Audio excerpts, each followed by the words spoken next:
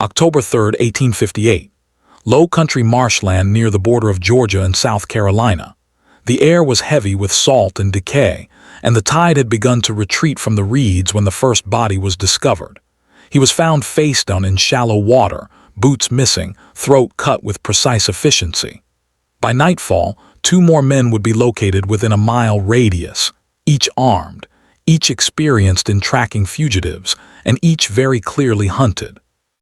They had arrived in the area 3 days earlier. The men were known locally as slave catchers, operating under the legal authority granted by the Fugitive Slave Act. They were not strangers to violence. Their reputations traveled faster than they did. They moved from plantation to plantation, responding to reports of escape paid per capture. They worked in small units, efficient, mounted, disciplined. Among them was a man named Ezra Caldwell, age 42, a former militia scout. Another was Thomas Reed, younger, ambitious, known for boasting about the number of men he had returned in chains. The third, Samuel Pike, had been quiet by comparison. He kept records. He calculated payments. According to testimony later given by a plantation overseer, the hunters had been tracking a single escaped enslaved man, approximately 28 years old. Described as physically strong, literate, and formerly assigned to carpentry work. His name was Elijah, though records listed him only by first name. Witnesses recalled the hunters mocking him openly before departure. They referred to him as clever but cornered. They had dogs, they had rifles, they had the law. On the second night of pursuit, distant gunfire was reportedly heard near the marsh boundary. No one investigated. Gunshots were not unusual in those parts.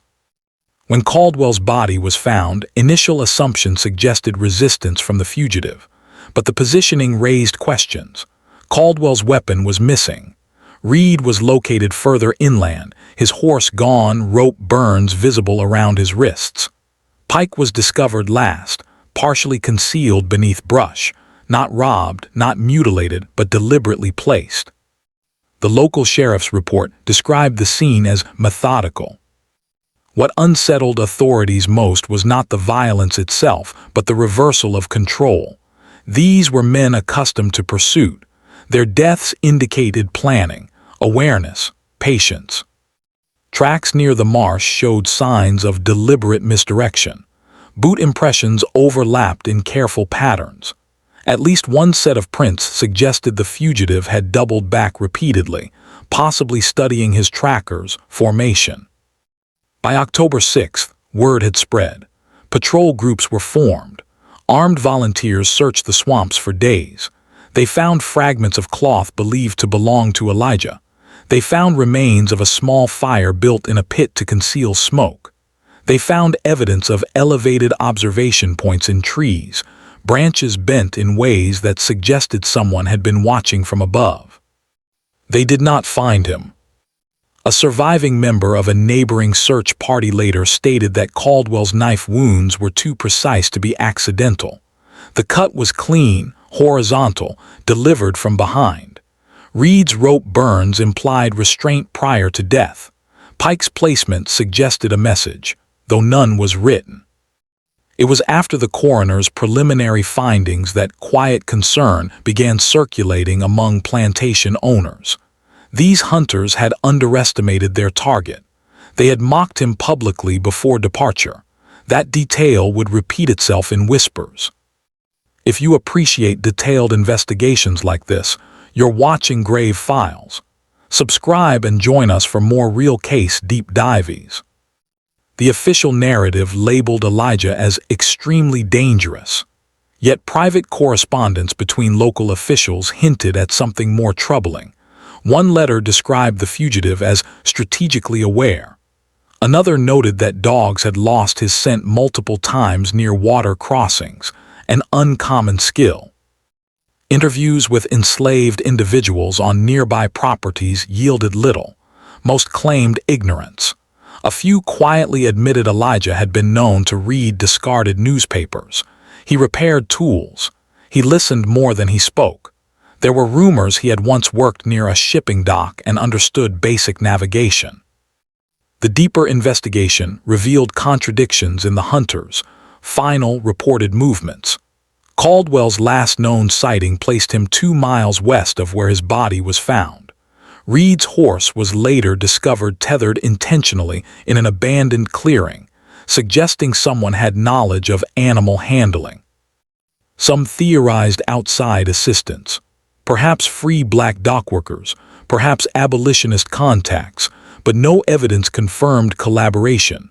No secondary tracks remained long enough to analyze. Weeks passed, the search dissolved. Winter arrived. Then in early December, a trader traveling along the Savannah River claimed to have seen a lone man boarding a small vessel under cover of fog. He described him as calm, carrying minimal supplies, moving with purpose. No chains, no panic. Authorities could not verify the account. Officially, the case remained open for 6 months before being quietly archived. The deaths of the 3 hunters were recorded as casualties during lawful pursuit. No further bounty notices were circulated under Elijah's name.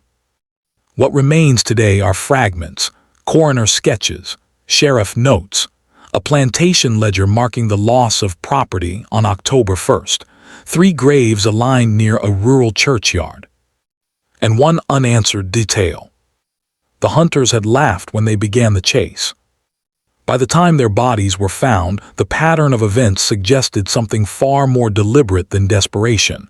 It suggested patience, observation, adaptation. They believed they were tracking prey through familiar terrain. Instead, in the silence of the marshland, roles shifted. And the man they pursued understood the land better than they understood him.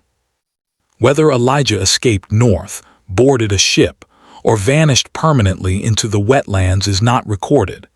There are no confirmed sightings beyond that winter. But the message left in the stillness of that October marsh was unmistakable. For 3 men who built their lives on pursuit, the final lesson was simple. They were not alone in the hunt. October 18, 1858. 2 weeks after the bodies were buried, the marsh had already begun to erase what remained of the struggle. Tides reclaimed footprints. Rains softened the soil. The reeds returned to their ordinary rhythm, but the unease did not fade with the water line. In the weeks following the incident, planters in 3 surrounding counties quietly altered their routines. Patrols doubled. Night watches were extended. Lanterns burned longer along fence lines. Officially, it was precaution. Unofficially, it was fear.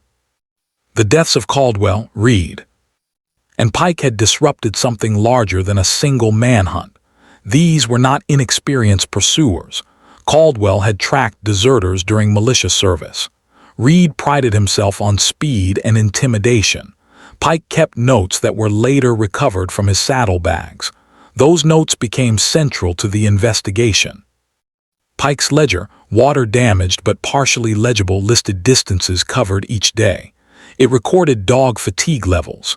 It documented Elijah's observed habits, favoring tree lines, avoiding open ground, crossing shallow water whenever possible. On the final entry, written the morning before the bodies were found, Pike noted something unusual. Subject no longer fleeing in straight line, circling. That single word shifted the interpretation of the entire pursuit. Circling meant assessment. It implied the fugitive was no longer reacting, he was studying.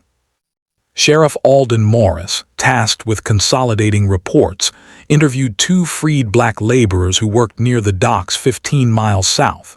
One admitted he had once seen Elijah months earlier assisting with crate repairs. He watched ships, the laborer said carefully. Not like he wanted to steal from them, like he wanted to understand them. There was no proof Elijah had outside help, but investigators began considering the possibility that his literacy and dock experience provided him knowledge uncommon among most fugitives. He would have understood supply routes. He would have known that slave catchers relied heavily on predictability, dogs, horses, open pursuit. He would also have known that marshland disrupts both scent and sound. Reconstruction of the final 48 hours relied heavily on terrain analysis. Caldwell's body location suggested he had separated from the group. Reed's rope burns indicated restraint lasting several minutes, not seconds. That implied physical dominance or tactical surprise. Pike's concealed placement suggested intent to delay discovery. One deputy noted in a margin, Elijah selected ground where dogs fail. Blood patterns indicated at least one confrontation occurred at higher elevation before bodies were moved closer to water. The cuts were deliberate, not frenzied. There was no evidence of prolonged struggle. The hunter's firearms had either misfired or were taken before use. Caldwell's rifle was never recovered. By late October, theories multiplied. One suggested Elijah ambushed them individually at night. Another proposed he led them deliberately into narrow marsh corridors where visibility was limited. A third, more controversial theory proposed he disarmed one of them and forced information regarding patrol routes before acting.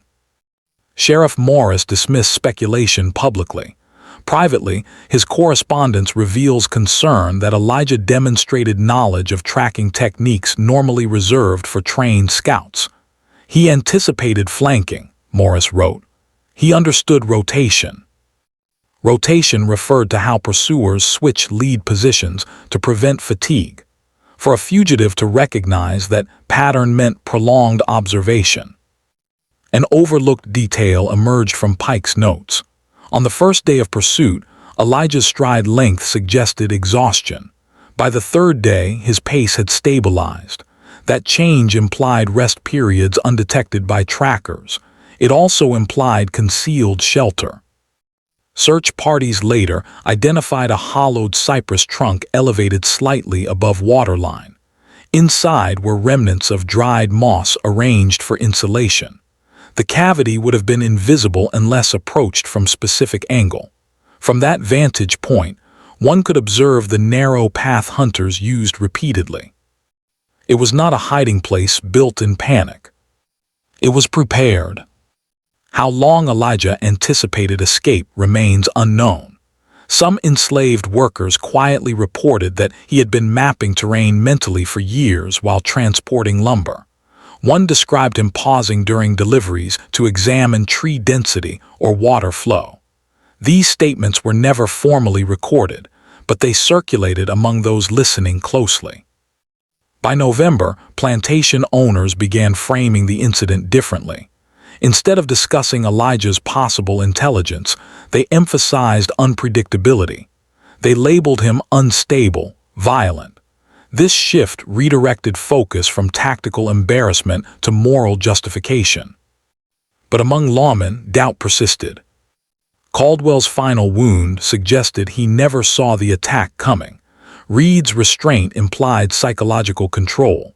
Pike's placement implied calculation beyond survival instinct.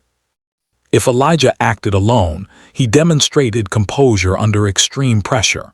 If he had assistance, that network remained invisible. Winter frost reduced marsh accessibility. Search efforts gradually declined. Rewards posted for information yielded nothing substantial. No confirmed sightings surfaced.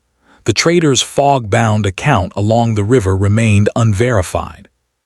In January 1859, a sealed memorandum circulated briefly among regional officials.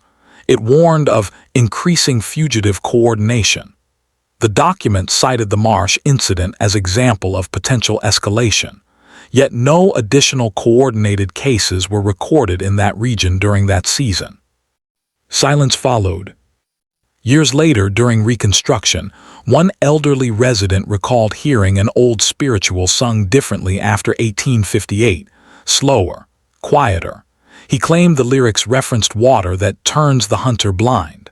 The connection cannot be proven. Oral histories often blur detail with symbolism. The graves of Caldwell, Reed, and Pike remained marked but rarely visited. Their profession gradually faded from formal record as the war approached, and the structure that empowered them fractured. Elijah's name, does not appear again in official archives. What remains are patterns. A fugitive who stopped running. A pursuit that became observation. A marsh that erased more than footprints. Whether Elijah escaped north through established abolitionist corridors, boarded a coastal vessel under assumed identity, or remained hidden among sympathetic communities cannot be confirmed. No bounty closure was formally filed. No execution report exists. No recapture notice survives. The absence itself became the final record. In the quietest interpretation, a man studied the system that hunted him, understood its habits, and waited for overconfidence to create vulnerability. The hunters believed authority guaranteed advantage. The terrain suggested otherwise. And somewhere beyond the documented pages of October 1858, the silence that followed may have been the only evidence that the roles had permanently reversed. March 12, 1859. Nearly 5 months after the marshland deaths, a private meeting was held inside a modest courthouse office lit by oil lamps and sealed shutters. Present were Sheriff Alden Morris, 2 plantation representatives, and a visiting federal marshal whose name appears only once in county correspondence. The meeting was not recorded publicly. Its existence is known only through a surviving invoice for travel reimbursement. By that point, the official search for Elijah had been dormant for weeks. Winter conditions had made the marsh nearly impassable, and public urgency had cooled. Yet the private concern remained unresolved. 3 armed men had been outmaneuvered and killed. No witnesses, no trial, no recapture. The federal marshal's questions, according to later notes, focused less on Elijah himself and more on method. "What changed between day 1 and day 3?" he reportedly asked. Sheriff Morris returned to Pike's ledger. The word circled again became central. Elijah had not simply fled into wilderness. He had altered behavior deliberately. The first day showed a traditional escape pattern: distance, speed, concealment. The second day showed environmental use: water crossings, elevation changes, abrupt turns. The third day showed reversal: observation. Morris proposed a theory few were willing to voice openly. Elijah may have intentionally drawn the hunters deeper into terrain where he held advantage. That would require foresight beyond immediate survival. It would require confidence that isolation favored him more than capture favored them. The plantation representatives objected. To admit such calculation risked acknowledging intelligence long denied. Instead, they insisted on the possibility of external assistance. They suggested hidden abolitionist scouts or sympathetic laborers guiding him through signals. But no extra tracks had been documented, no foreign boot patterns, no secondary campfires. A review of dog handling reports revealed another detail. On the second night, the tracking hounds reportedly became agitated near a narrow stretch of brackish water. One dog refused to cross.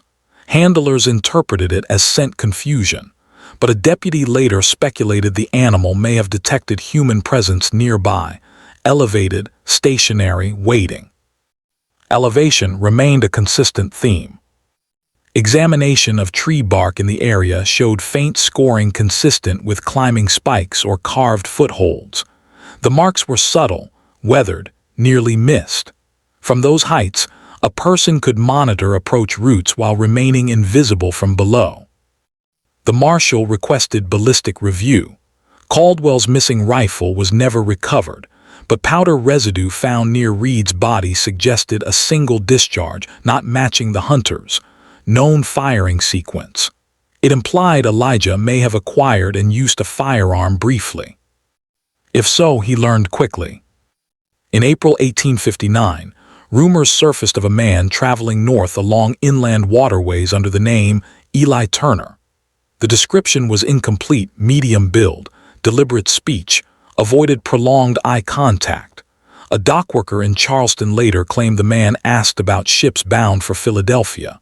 The claim cannot be verified. Shipping logs from that month are incomplete due to fire damage in 1861. The absence of documentation complicates certainty, but patterns persist. Elijah had demonstrated literacy. He had knowledge of tools and carpentry. He understood structural design and material strength. Those skills translate easily to survival, building concealed shelter, crafting silent traps, reinforcing observation posts. One surviving anecdote from a former enslaved carpenter, recorded decades later during Reconstruction interviews, described Elijah as patient. "He fixed what others broke," the carpenter said, "and he watched when men argued. He learned how they moved." Learning movement patterns is foundational to counter-tracking. By mid-1859, attention shifted nationally toward political tensions escalating across states. Local focus drifted. The Marsh incident became background noise against larger unrest, but privately, law enforcement correspondence suggests the case lingered as cautionary example. One letter from Sheriff Morris to a neighboring county warned against predictable formation during pursuit.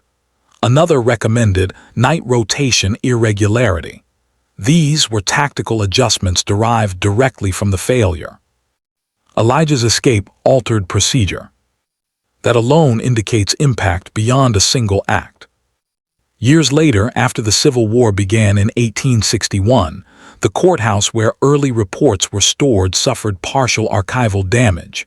Some files were lost. Others were relocated. The Marsh case survives only in fragments, coroner summaries, payment records, and scattered letters. No verified capture record exists under Elijah's name between 1858 and 1865. Post-war census records list several men named Elijah of similar age, but none can be conclusively identified as the same individual.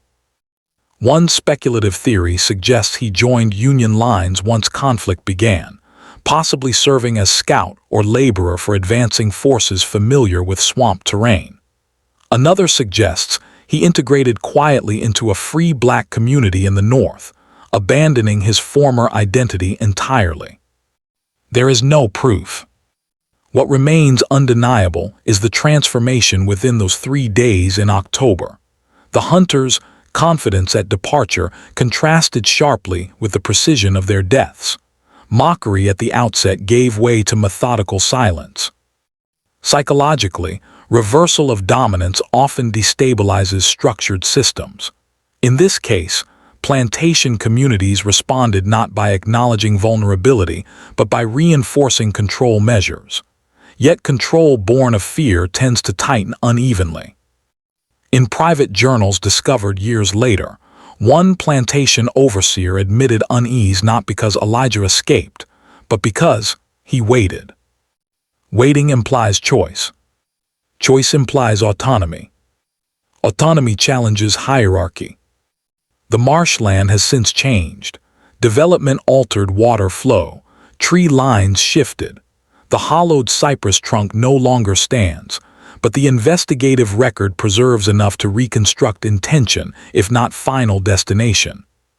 3 professional pursuers entered terrain assuming superiority through law, weaponry, and experience. They encountered a man who had spent years observing systems designed to confine him. When he acted with restraint, precision, and environmental awareness. There were no public declarations, no written manifesto, no visible accomplices. Only absence. In the years that followed emancipation, stories circulated quietly among freed communities about a man who turned the path around. Whether those stories reference Elijah or evolved independently cannot be proven. Oral tradition protects memory differently than paper archives. The official file ends with a notation dated June 3rd. 1859, subject whereabouts unknown, further expenditure not recommended. Administrative closure does not equal resolution. Some mysteries conclude with confession or capture. Others conclude with silence strong enough to erase pursuit itself. In October 1858, 3 hunters entered a marsh expecting submission. By winter, their graves were marked, their methods reconsidered, and the man they mocked had vanished beyond documented reach. The final record offers no confirmation of Elijah's fate. Only this: for a brief, documented moment, the hunted studied the hunters long enough to change the outcome. And then he disappeared. August 2, 1863. 5 years after the marshland deaths, a Union reconnaissance unit moved cautiously through coastal wetlands not far from where Caldwell, Reed, and Pike had fallen. The Civil War had transformed the South into fractured territory. Control shifted by season. Authority was no longer singular, and in contested regions, knowledge of terrain became currency. Among scattered field notes preserved from that unit is a brief mention of a civilian guide. No surname listed, identified only as Eli, described as familiar with tidal shifts, tree-cover density, and concealed approach routes. The note states, "Guide advises flanking through elevated cypress growth, claims pursuers rely on open ground." The phrasing is strikingly similar to language Sheriff Morris once used in private correspondence. The record cannot confirm identity. Eli was a common name. Wartime documentation was inconsistent, but timing and geography invite consideration. By 1863, federal forces had begun recruiting formerly enslaved men as scouts, laborers, and informants. Swamp navigation required patience and intimate environmental familiarity. Units unfamiliar with brackish terrain often suffered from miscalculated tides or ambush vulnerability. If Elijah survived beyond 1858 and reached Union lines, his experience would have held strategic value. Yet no enlistment paper bearing his confirmed description has been recovered. No pension file matches conclusively. Silence continues to define the record. Back in the original county, the cultural memory of the Marsh incident shifted subtly during the war years. The deaths of slave hunters, once framed as criminal resistance, were mentioned less frequently. Public discussion of bounty work faded as Confederate priorities redirected attention toward organized military conflict. The graves of Caldwell, Reed, and Pike remained intact but unattended. Their profession, once defended as lawful enforcement, carried diminished authority amid collapsing structures.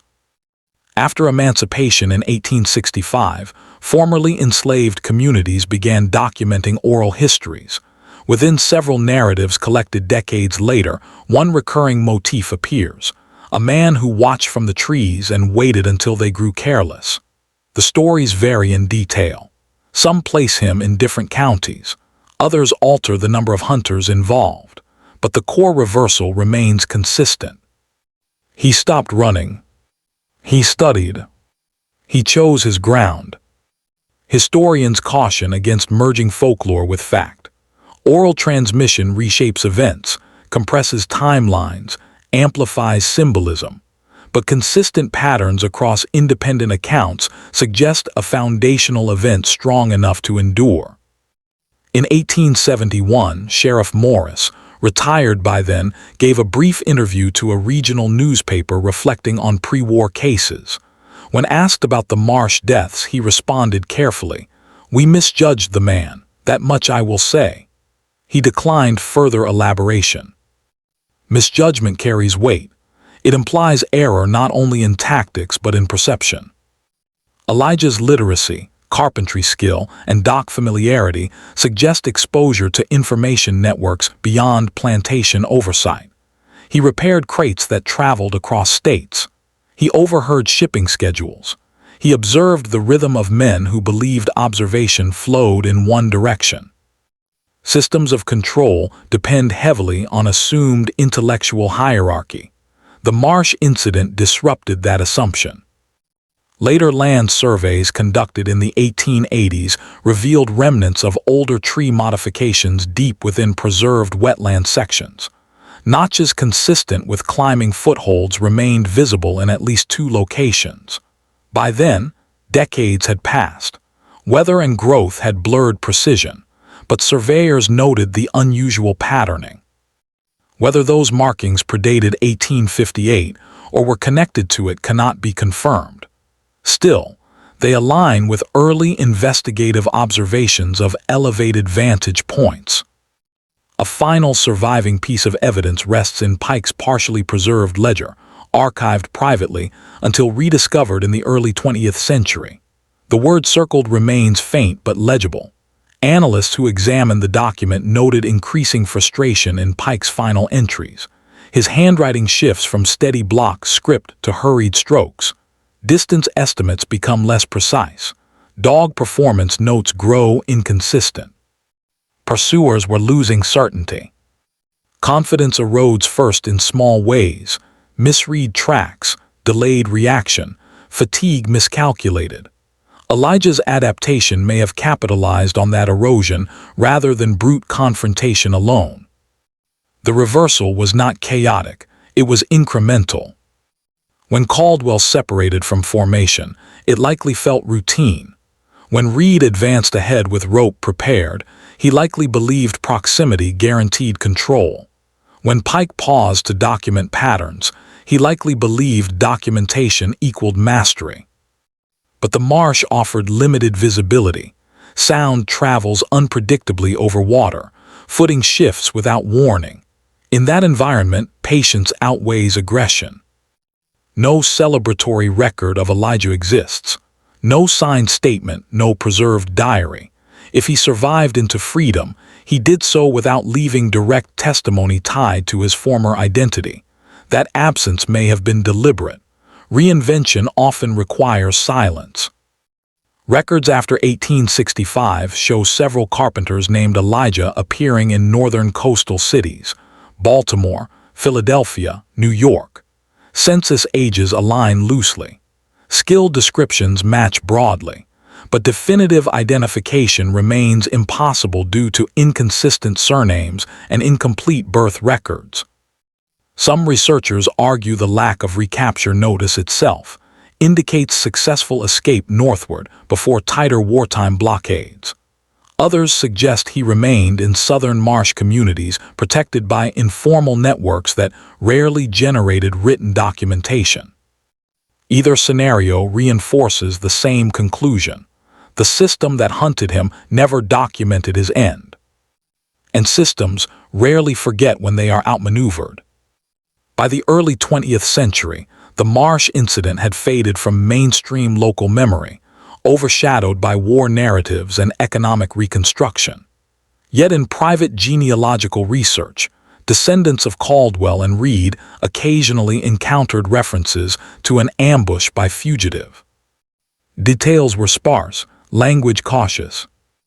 No court case followed, no trial transcript exists. Justice, as defined by the laws of that time, was never administered. Instead, the outcome exists only through reconstructed fragments, terrain analysis, damaged ledger pages, coroner sketches, whispered recollections, and procedural changes in patrol strategy. The hunters began their pursuit with open mockery. That detail appears consistently across early witness accounts. Laughter carries differently when remembered against outcome. In investigative review, tone often reveals mindset. Overconfidence can narrow perception. Underestimation blinds strategy. Elijah's final documented act was not escape alone. It was reversal of initiative. He altered the pattern. He forced adaptation from those who believed adaptation unnecessary. And when the official file closed in June 1859, it did so without conclusion, without recovery, without acknowledgement beyond financial accounting. The Marsh kept its silence. Whether Elijah later guided Union forces, built ships in northern docks, or lived quietly under another name cannot be proven with surviving documentation. But the evidence that remains demonstrates deliberate patience in the face of structured pursuit. 3 hunters entered terrain assuming authority guaranteed success. What they encountered was not panic. It was preparation. And in the absence that followed, The only confirmed fact is this: the man they mocked long enough to pursue never appeared again in any record that could return him to chains. The silence remains his final advantage. January 14, 1878. Nearly 20 years after the marshland pursuit, a deposition was filed in a small coastal claims court involving disputed timber rights. The case itself was routine, but within testimony given by an elderly black carpenter named Elias Turner, one sentence drew quiet attention from a clerk who later referenced it in a margin note. Turner, when describing his familiarity with marsh terrain, stated simply, "I learned the water before the water learned me." The phrase was unusual. It was not elaborated upon. Turner offered no birthplace, no detailed background prior to 1860. He listed his age as 48, placing his birth year close to that of the fugitive known only as Elijah in 1858. He claimed to have arrived in the region by boat during troubled years. No vessel was named. No sponsor recorded. There is no definitive evidence connecting Elias Turner to the Marsh incident 2 decades earlier. The surname Turner appears in scattered post-war records, often adopted or assigned without consistent origin. But the overlap of skill set, approximate age, and coastal familiarity has prompted limited archival interest. Turner's carpentry work left a tangible footprint. Wharf reinforcements built in 1879 bear his mark, subtle cross-brace notching uncommon in standard dock design. That same structural efficiency was noted in Elijah's plantation carpentry years before. Again, not proof, only pattern. The larger question persisted quietly among those who studied the case. If Elijah survived, how did he navigate identity during Reconstruction? The answer likely lies in documentation gaps common to the era. Freed individuals often selected new surnames or inherited them from former owners, employers, or entirely unrelated contacts. Birth certificates were rare. Formal identification systems were inconsistent. Survival required flexibility. Meanwhile, institutional memory of the three hunters shifted further into abstraction. Descendants of Caldwell relocated westward. Reed's family name appears in agricultural records, but without public reference to his profession. Pike's ledger, preserved by a distant relative, was eventually donated anonymously to a regional archive in 1912. The archivist cataloged it under pre-war rural incidents, minimizing detail. It was not until a historian cross-referenced coroner reports with Pike's notes in the mid-20th century that the full sequence regained clarity. By then, the marsh terrain had been partially drained for development. The hollowed cypress trunk was long gone. Elevated observation points had either decayed or been felled. Physical evidence fades, paper fragments remain. The historian's reconstruction emphasized incremental behavioral change. Day 1, flight. Day 2, environmental manipulation. Day 3, confrontation. That progression suggests psychological transition as much as tactical one. At some point during pursuit, Elijah appears to have recognized that continued retreat would end in exhaustion. The only variable he could control was ground selection. Selecting ground shifts power dynamics. The hunters relied on predictable structure, lead tracker, flanking support, rear guard. Their formation was efficient in open woodland. In marsh corridors where sightlines compress and footing destabilizes, structure fragments. Sound becomes unreliable. A snapped branch may originate yards away from perceived direction. Elijah's literacy may have extended beyond reading text. It may have included reading movement, pattern, and overconfidence. Years of enforced observation, listening while repairing tools, watching overseers argue, nodding patrol rhythms, provided silent education. Education does not require formal classroom. When Reed advanced ahead with rope, he likely believed capture imminent. Rope burns indicate he attempted restraint. The reversal suggests Elijah anticipated proximity, prepared countermeasure, and executed without hesitation. Caldwell's wound indicates approach from blind angle, possibly from elevated position. Pike's concealed placement suggests time to reposition bodies strategically. Time requires control. Control requires absence of panic. Psychological composure under lethal pressure rarely emerges spontaneously. It develops through repeated exposure to surveillance, humiliation, constraint. Those conditions, while intended to suppress agency, sometimes sharpen it. After emancipation, federal troop presence temporarily disrupted local patrol hierarchies. For a brief window, former power structures lacked enforcement continuity. If Elijah survived into that period within Southern Territory, he may have navigated that instability to assume new identity before documentation systems re-solidified. Alternatively, if he reached northern ports earlier, integration into dock communities would have been plausible. Port cities in the late 1850s and early 1860s housed transient labor forces with minimal background verification. Carpenters were valued. Literacy, though limited, enhanced employment opportunity. In 1883, a shipping registry from Philadelphia lists an E. Turner contracted for hull reinforcement consultation. The handwriting differs from Pike's ledger and cannot be compared definitively, but the skill alignment persists. None of these fragments alone confirm survival path. Collectively, they illustrate possibility. The absence of a recapture notice remains significant. Bounty systems of the era documented returns meticulously due to financial incentive. No receipt, no payment log, no advertisement has been located referencing Elijah after October 1858. Silence within bureaucratic systems often indicates failure to resolve. By the early 20th century, racial violence and institutional restructuring reshaped public narratives of the pre-war South. Stories of individual resistance were either suppressed or romanticized beyond accuracy. The Marsh incident, lacking sensational documentation, settled into obscurity.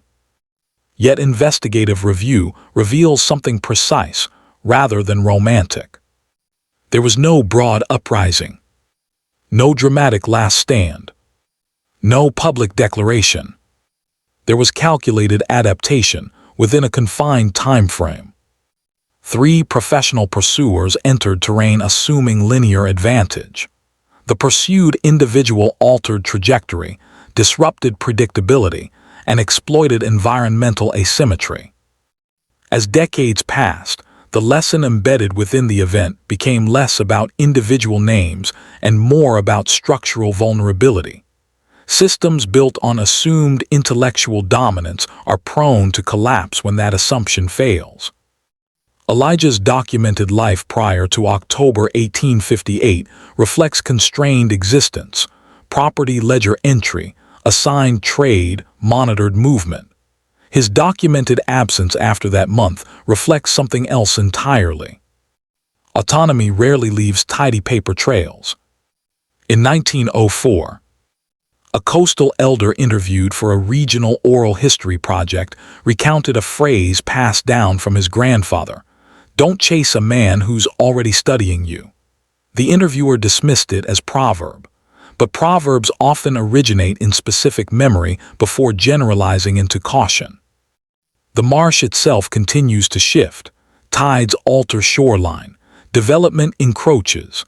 Modern visitors walk paths unaware of layered history beneath sediment. No marker identifies the confrontation site. No plaque references the reversal. The 3 graves remain, weathered but legible. Elijah's grave, if it exists, remains unidentified. And perhaps that is the final detail that defines the case. The hunters operated within documented authority. Their names were recorded, their deaths archived. The man they mocked operated within silence. His movements went unrecorded until confrontation. His departure left no official trace.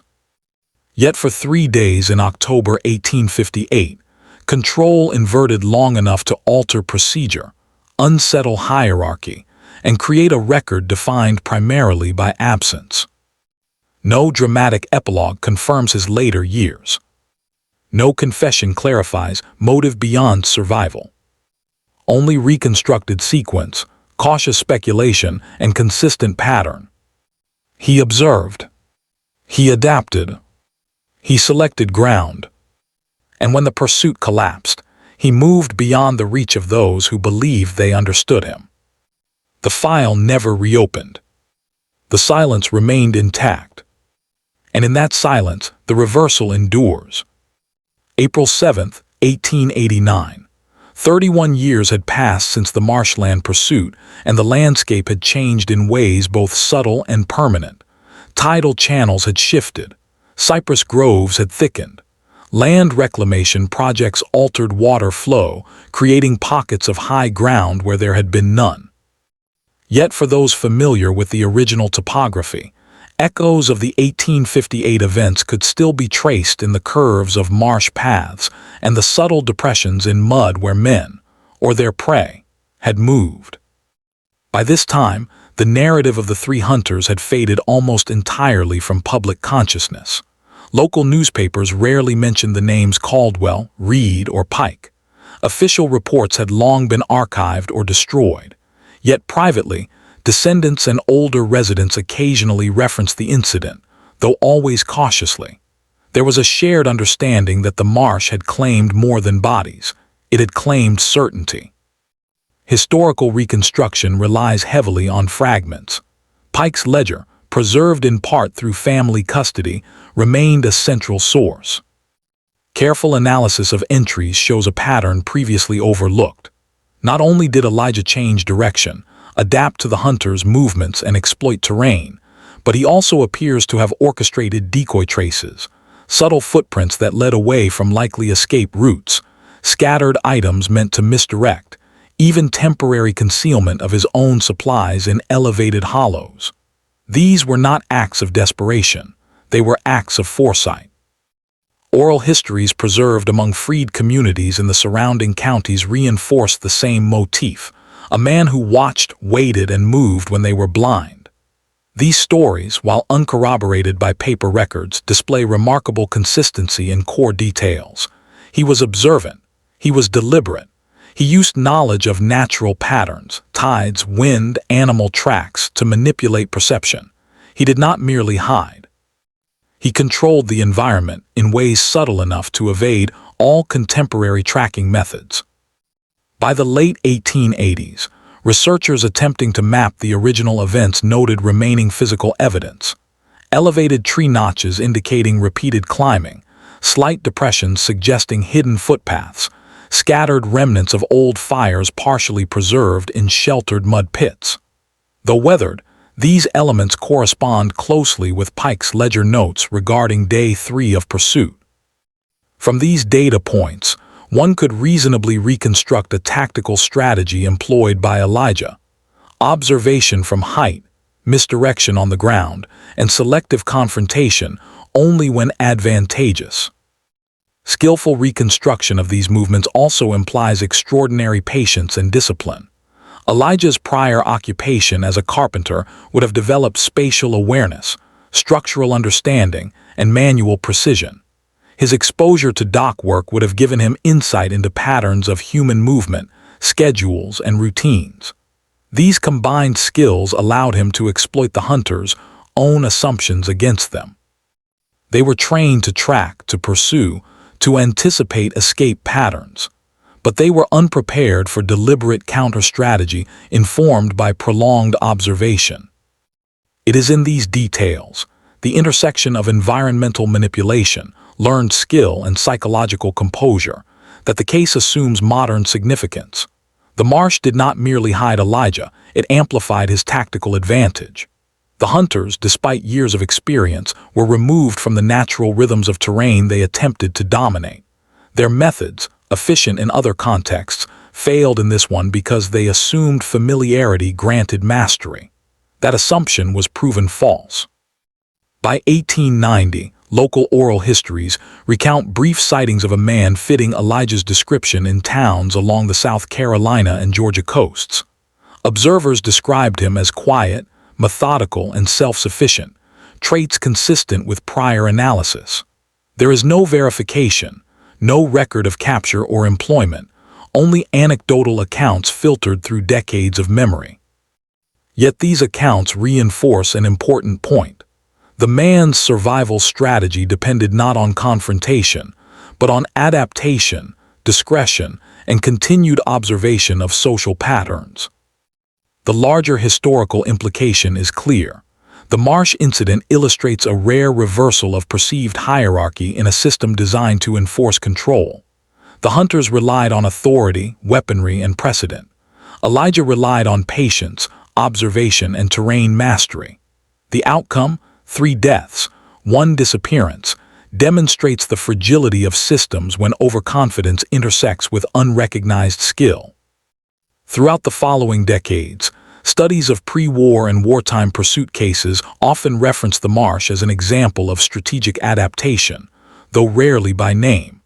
It served as a cautionary tale. Intelligence is not always formalized. Survival often depends on nuanced understanding of environment, human behavior, and temporal patterns. Elijah's tactics, environmental control, decoy creation, elevated observation, and selective engagement, anticipate modern concepts in survival training and counter-tracking that would not be formally studied until the 20th century. By the turn of the 20th century, tangible traces of the original pursuit, footprints, tree notches, fire pits, had largely disappeared. Development, natural decay, and human intervention erased physical markers. Yet the sequence remains reconstructible through ledger entries, witness notes, and cross-referenced oral histories. These reconstructions consistently reveal the same pattern: deliberate, patient, and intelligent adaptation to superior force. The ultimate resolution of Elijah's fate remains unknown. No verified census record, military enlistment, or death certificate can be confidently assigned. What can be established, however, is the consequence of his actions: a temporary reversal of authority, procedural adjustments among pursuing forces, and a lasting impression on oral memory within affected communities. Even in absence, the lessons of the Marsh persist. Those who assume control based on perceived superiority may be outmaneuvered by quiet observation, adaptive planning, and intimate knowledge of environment.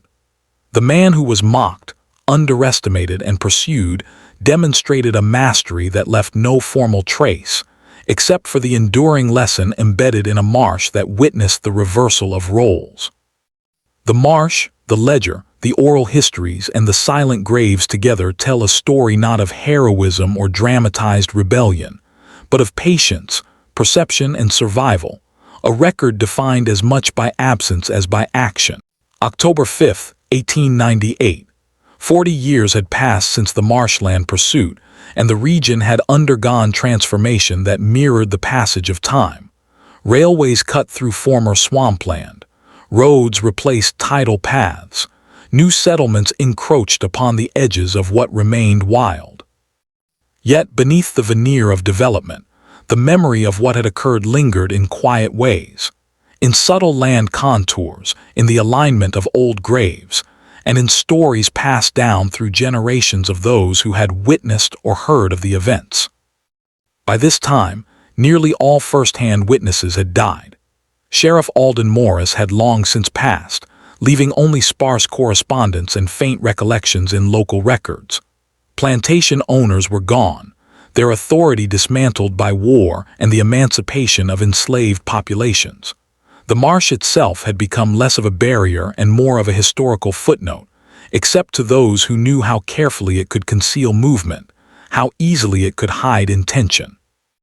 Investigative reconstruction in the closing years of the 19th century relied entirely on fragmented records, Pike's ledger, coroner reports, surviving letters, oral testimonies, and the faint impressions of memory embedded in the region's communities. Every fragment told a consistent story. Elijah, if indeed that was his name, exhibited an extraordinary combination of patience, intelligence, and environmental mastery. From his initial flight, to strategic pauses, to deliberate observation and manipulation of terrain, his actions revealed a level of foresight and adaptability remarkable for any individual, let alone one navigating the compounded vulnerabilities of enslavement and pursuit. Several patterns emerge clearly. One observation as power.